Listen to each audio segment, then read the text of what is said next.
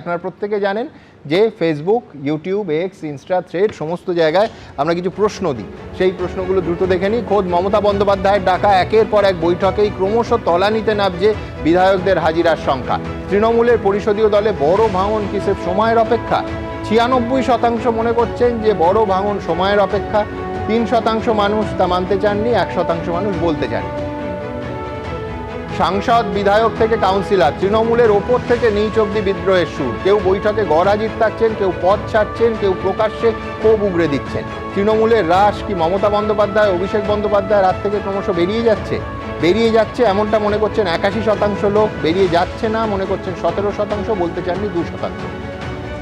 দুই বিধায়ক ঋতব্রত বন্দ্যোপাধ্যায় এবং সন্দীপন সাহাকে বহিষ্কার কি তৃণমূলের সই জালিয়াতি ধামাচাপা দেওয়ার চেষ্টা?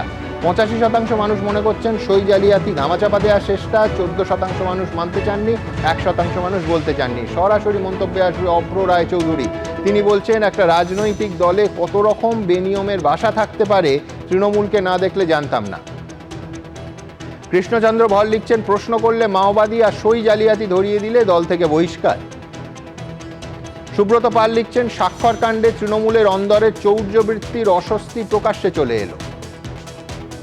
সুভাষ ঘোষ রাজা লিখছেন, থার্ড পার্টির হাতে দলকে ইজারা দিয়ে মমতা অভিষেক 26-এ প্রত্যাবর্তনের স্বপ্ন দেখেছিলেন। আইপ্যাক তৃণমূলকে একেবারে প্যাক করে দিয়েছে। সৈকত বর্মন লিখছেন, দলটা আর আদৌ কালীঘাট থেকে চলছে তো? এবিপি আনন্দ, এগিয়ে থাকে, এগিয়ে রাখে।